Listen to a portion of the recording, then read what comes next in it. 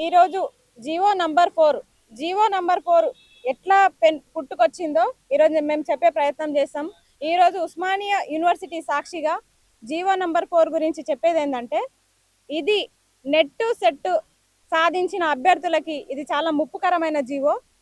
చాలా మంది UGC net, TG set qualify అయ్యుండి డిగ్రీ లెక్చరర్ ఎగ్జామ్ కోసం ఎదురు చూస్తూ గత 16 సంవత్సరాలుగా ఎదురు చూస్తున్న అభ్యర్థులకి ఇది చాలా బ్యాడ్ న్యూస్ అని చెప్పొచ్చు. ఇంకా చెప్పాలంటే ఈ జీవో అసలు ఎన్ని పరిణామాలకు దారితీస్తుందంటే, ఎవ్వరు కూడా net set candidates degree lecturer అయ్యే అవకాశం రాకుండా చేస్తున్న జీవో ఇది. గ్రూప్ 1 స్థాయిలో ఎలా 29 జీవో వచ్చిందో అలాగే ఈ డిగ్రీ లెక్చరర్ పోటీ పరీక్షలకి ప్రిపేర్ అవుతున్న అభ్యర్థులకు కూడా ఈ జీవో నంబర్ 4 అట్లాగే తీసుకొచ్చిరు. ఈ ప్రభుత్వం వచ్చిన తర్వాత మాకు డిగ్రీ లెక్చరర్ నోటిఫికేషన్ వస్తుందని చెప్పేసి మేము గత 3 సంవత్సరాలుగా ఎదురు చూస్తున్నాము. గత బీఆర్ఎస్ గవర్నమెంట్ లో ఒక వెబ్ నోట్ ఇచ్చి 544 పోస్టులకి డిగ్రీ లెక్చరర్ పోస్టులకి నోటిఫికేషన్ ఇచ్చి 3 సార్లు అప్లికేషన్ తీసుకొని ఆ ఎగ్జామ్ నిర్వహించకుండానే ఆ ప్రభుత్వం కూలిపోయింది. ఆ తర్వాత ఈ కాంగ్రెస్ గవర్నమెంట్ వచ్చిన తర్వాత ఒక 544 పోస్టులకి ఇంకా పోస్టులు యాడ్ చేసి ఒక 3000 పోస్టులతోనైనా డిగ్రీ లెక్చరర్ స్థాయి పరీక్షలు నిర్వహిస్తారని మేము ఆశగా ఎదురు చూసినాము. కానీ మా ఆశల మీద నీరు గార్చిన ప్రయత్నం ఈ ప్రభుత్వం చేసింది. ఈ జీవో వల్ల కేవలం పిహెచ్డి పట్టాలు పొందిన వారికి మాత్రమే నేరుగా ఉద్యోగాలు ఇచ్చే ప్రక్రియను వీళ్ళు చేపట్టిర్రు. దీని ద్వారా ఏమైతుందంటే, పిహెచ్డి ఉన్న వాళ్ళకి వెయిటేజ్ ఇస్తున్నారు. నెట్ సెట్ ఇంతకు ముందు అర్హతలుగా ఉండే, ఈ అర్హతలు ఉంటే డైరెక్ట్ డిగ్రీ లెక్చరర్ ఎగ్జామ్ కి అప్లికేషన్ చేసుకొని 150 మార్కులకి డైరెక్ట్ పూర్వకంగానే ఎగ్జామ్ రాసి జాబ్ కొట్టుకునేటోళ్ళం. కానీ ఈ దీంట్లో కొత్తగా వచ్చిన జీవోలో 50 మార్కులు అకాడమిక్ స్కోర్ అని పెట్టిరు. దీంట్లో ఏమైతుందంటే 25 మార్కులు పిహెచ్డి చేసిన వాళ్ళకి నేరుగా స్కోర్ ఇచ్చేస్తారు. వాళ్ళకి వెయిటేజ్ ఇచ్చేయడం వల్ల చాలా మంది ఈక్వల్ టు పిహెచ్డికి నెట్ సెట్ అని మీరు ఇచ్చిన తర్వాత ఇప్పుడు పిహెచ్డి చేసిన వాళ్ళకి సపరేట్ గా వెయిటేజ్ ఇవ్వడం ఏంది? నెట్ సెట్ కి ఇంతకు ముందు అర్హతలుగా పరిగణించి ఇప్పుడు దానికి కూడా వెయిటేజ్ కేటాయించడం ఏంది? పిహెచ్డి పొందిన వాళ్ళకి నేరుగా ఉద్యోగాలు ఇచ్చే మీ దురుద్దేశాన్ని ఇప్పుడు మేము ఎట్లా తప్పుపట్టొచ్చు మాకైతే అర్థమైతలేదు. ఈ జీవో వల్ల చాలా మంది నెట్ సెట్ క్వాలిఫై అయిన అభ్యర్థులు నష్టపోతారు. కాబట్టి ఈ జీవోని వెంటనే రద్దు చేయాలి. దీన్ని తెలంగాణ రాష్ట్ర వ్యాప్తంగా నెట్ సెట్ అభ్యర్థులందరం కూడా వ్యతిరేకిస్తున్నాము. చాలా మంది ప్రొఫెసర్లు కూడా దీన్ని వ్యతిరేకిస్తున్నారు. ఎందుకంటే నిరుపేదలకి ఉద్యోగాలు రాకుండా చేసే జీవో ఇది. కేవలము పిహెచ్డి పట్టాలు పొందిన వారికే ఉద్యోగాలు ఇవ్వదలుచుకుంటే మీరు నిజంగా మీ గుండెల మీద చేసుకొని చెప్పండి, అన్ని యూనివర్సిటీల్లో మీరు పిహెచ్డి పరీక్షలు ఎప్పుడెప్పుడు నిర్వహిస్తున్నారు? ప్రతి సంవత్సరం పిహెచ్డి ఎంట్రన్స్ పెడుతున్నారా? పెట్టిన దాంట్లో ఖాళీలు ఎన్ని ఉన్నాయి? ఒకవేళ ఎంతమంది పిహెచ్డి అభ్యర్థులు వాళ్ళందరూ డాక్టరేట్ పొందిర్రు? వీటి వివరాలు మీరు చెప్పగలరా?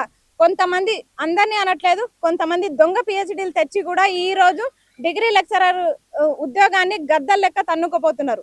మరి అలాంటి పరిస్థితుల్లో మేము నిజాయితీగా కష్టపడి చదివి అన్ని అర్హతలు సాధించి ఈ రోజు ఈ జీవో నంబర్ 4 వల్ల మేము ఉద్యోగాలు కోల్పోవాల్సిన పరిస్థితి వస్తుంది. కాబట్టి మేము ఖచ్చితంగా ఈ జీవోని వ్యతిరేకిస్తున్నాం తెలంగాణ వ్యాప్తంగా. ఎందుకంటే దేశంలో ఎక్కడా లేని విధంగా ఎవ్వరు కూడా ఈ జీవో నంబర్ 4 ని ఇంప్లిమెంట్ చేయట్లేదు. యూజీసీ రూల్స్ ప్రకారం పెడుతున్నామని చెప్తున్నారు. యూజీసీ రూల్స్ పాటించకండి, పిహెచ్డి మ్యాండేటరీ కాదు అని చెప్పేసి మనకి 2023లోనే గైడ్ లైన్స్ వచ్చినాయి. మరి దాన్ని ఎందుకు మీరు పాటించట్లేదు? మీరు నిజంగా ఎంతమందికి పిహెచ్డీలు ఇచ్చిర్రు? ఎంతమంది పిహెచ్డి పట్టాలు పొందే విధంగా మీరు చర్యలు చేపట్టిర్రు? ఎంట్రెన్సే గతి లేదు. పిహెచ్డి ఎంట్రెన్సే గతి లేనప్పుడు, అసలు సీట్లే వేకెన్సీస్ లేనప్పుడు మీరు పిహెచ్డి మ్యాండేటరీ అని చెప్పేసి దానికి సపరేట్ గా కట్ ఆఫ్ పెట్టి దానికి సపరేట్ గా వెయిటేజ్ ఎట్లా ఇస్తున్నారు? సగం మార్కులు 50 మార్కులు మా చేతిలో లేనట్టు మీరు 40 మార్కులకి రిటర్న్ టెస్ట్ పెట్టడం వల్ల మేము నష్టపోతున్నాం. మేము టీచర్ అభ్యర్థులం కాబట్టి మీరు ఇంటర్వ్యూలు పెట్టినా మేము పెద్ద బాధ పడదలుచుకోలేదు. ఎందుకంటే మాకు డెమో అవసరమే. కానీ దీంట్లో ఎవరైతే 50 మార్కులకి కట్ ఆఫ్ మీరు పెట్టిరో, పిహెచ్డికి 25 మార్కులు కేటాయించి, అలాగే అసలు రాష్ట్రంలో లేని ఎంఫిల్ కోర్సుకు కూడా మీరు మార్కులు కేటాయించి, ఇంకా నిజం చెప్పాలంటే జర్నల్స్ ఆర్టికల్స్ కి కూడా మార్కులు కేటాయించారు. నిజంగా డిగ్రీ స్థాయి ఉద్యోగానికి ఇన్ని అర్హతలు అవసరం లేదు. ఒకవేళ నిజంగా వాళ్ళకి పదోన్నతులు ఇవ్వాలనుకున్నప్పుడు మీరు పిహెచ్డీలు, వాళ్ళ జర్నల్స్, వాళ్ళ ఎక్స్పీరియన్స్ అన్ని చూడండి. కానీ డిగ్రీ లెక్చరర్ స్థాయి ఉద్యోగానికి మీరు ఇన్ని అర్హతలు పెడితే చాలా మంది నిరుద్యోగ విద్యార్థులు నష్టపోయే అవకాశం ఉంటది. మనకి పీజీలో 55% మార్కులు ఉంటే ఆ తర్వాత నెట్టు సెట్టు రాసుకొని తర్వాత డిగ్రీ లెక్చరర్ స్థాయి ఉద్యోగాన్ని సంపాదించుకొని ఎక్స్పీరియన్స్ తోటి పదోన్నతులు పొంది ఆ తర్వాత ఓపెన్ లోనో పార్ట్ టైం గానో పిహెచ్డీలు చేసుకొని పదోన్నతులు పొంది చాలా మంది ఈ రోజు ఉద్యోగాల్లో ఉంటున్నారు. మరి అలాంటి వాళ్ళని చూసి మేము కూడా ఇన్స్పైర్ అయినాం. ఇప్పుడు కొత్తగా ఈ జీవో నంబర్ తీసుకురావడం వల్ల గత 16 సంవత్సరాలుగా మనకి తెలంగాణలో డిగ్రీ లెక్చరర్ ఇది నోటిఫికేషన్ లేనప్పుడు మీరు సడన్ గా రూల్స్ మీరెట్లా మారుస్తారు? ఎందుకంటే ఆల్రెడీ మాకు నోటిఫికేషన్ ఇది ఇష్యూ అయింది. 3 years నుంచి వెయిటింగ్ లో ఉన్నాము. వెయిటింగ్ లో ఉన్న తర్వాత ఇష్టారాజ్యంగా ఈ రోజు మార్చుకుంటే అసలు నిరుపేద విద్యార్థులు ఎవరితో చెప్పుకోవాలి? ఏ ఎడ్యుకేషన్ మినిస్టర్ తో చెప్పుకోవాలి? ఏ ఉన్నతాధికారులతో చెప్పుకోవాలి? మేము శత విధాల ప్రయత్నం చేసినాము. ఎవరిని అడిగినా ఇది ప్రభుత్వం నుంచి వచ్చిన జీవోనే అని చెప్తున్నారు. కాబట్టి మేము ఉస్మానియా సాక్షిగా ఈ రోజు అన్ని ఐక్య విద్యార్థి సంఘాల ఆధ్వర్యంలో ఈ రోజు ప్రెస్ మీట్ ని నిర్వహించడం జరిగింది. అందరికీ కృతజ్ఞతలు. మీరందరూ కూడా మా విద్యార్థులకి మీరు మద్దతు ఇస్తున్నందుకు చాలా కృతజ్ఞతలు.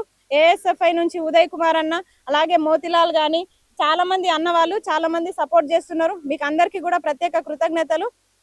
ఈ జీవోని వెంటనే రద్దు చేయాలి. ఎందుకంటే చిగురులో ఉన్నప్పుడే దీన్ని తీసేయడం మంచిది. ఎందుకంటే ఇది మా దృష్టికి మళ్ళీ ఒక గ్రూప్ 1 స్థాయిలో 29 జీవో లాగా ఇది కూడా డిగ్రీ లెక్చరర్ స్థాయికి ఒక జీవో నంబర్ 4 పెను ప్రమాదంగా మారే అవకాశాలు ఉన్నాయి. కాబట్టి రాష్ట్రంలో నిరుద్యోగులు ఉద్రిక్తకి లోను కాక ముందే ఈ జీవోని రద్దు చేసి చాలా మందికి విద్యార్థులకి న్యాయం చేయాలని ప్రభుత్వాలని గాని ఉన్నతాధికారులను గాని యూనివర్సిటీ ప్రొఫెసర్లకి వీసీలకు కూడా మేము విన్నపించుకుంటున్నాము. లేకపోతే ఎక్కడికక్కడ యూనివర్సిటీలు అన్ని కూడా పర్యటించి మేము ఖచ్చితంగా ఈ జీవోని రద్దు చేసే వరకు మా పోరాటం ఆపకుండా నిరంతరంగా కృషి చేస్తామని చెప్పేసి నేను తెలుపుకుంటున్నాను. ఈరోజు ఈ ప్రెస్ మీట్ అనేది చాలా విలువైనది. ఎందుకంటే ఈ రాష్ట్ర ప్రభుత్వం అధికారుల చేత జీవో నెంబర్ 4 తీసుకొని వచ్చి డిగ్రీ లెక్చరరు కావాలి అంటే ఖచ్చితంగా వెయిటేజ్ 50 మార్కులు పీజీలో ఉండాలని, అదేవిధంగా 10 మార్కులు ఇంటర్వ్యూ అని, 40 మార్కులు ఎంట్రన్స్ అని పెట్టింది. అసలు ఈ అధికారులు ఎక్కడ పుట్టిండ్రు? ఏసీలో పుట్టిండ్రా, గుడిసెలో పుట్టిండ్రా అని అర్థమవుతుంది.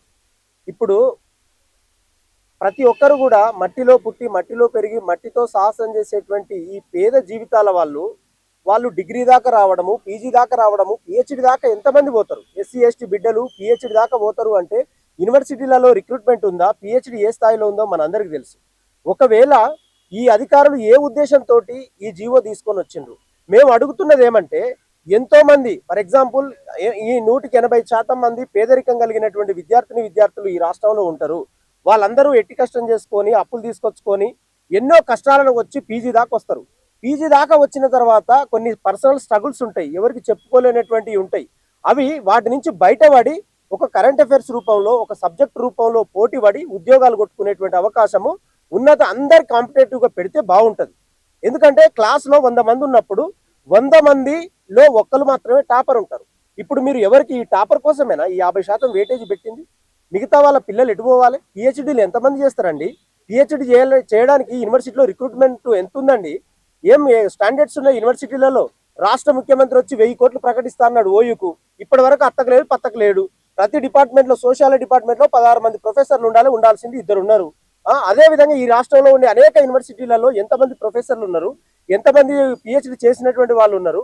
పిహెచ్డీ చేసిన వాళ్ళకి 25% మార్కులు అంటే లక్షలాది మంది పీజీ చేసిన వాళ్ళు, నెట్టు కొట్టిన వాళ్ళు, సెట్టు కొట్టిన వాళ్ళు ఎంతమంది ఉన్నారు ఒకసారి అర్థం చేసుకోవాల్సినటువంటి అవసరం ఉన్నది.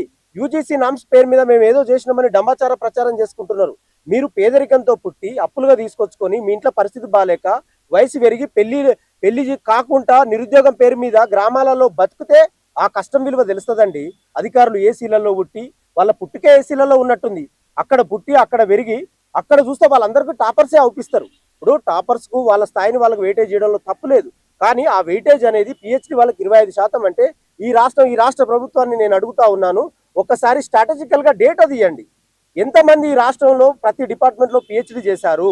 పిహెచ్డి చేసిన వాళ్లకు, పీజీ పాస్ అయ్యి నెట్టు సెట్ అర్హత ఉన్న వాళ్లకు అవన్నీ కూడా ఒకసారి తీయండి. అసలు ఎవరు ఈ ప్రభుత్వానికి ఏ అధికారులు అసలు ఇది పెట్టింది? వాళ్ళకేమన్నా ఆలోచన ఉందా?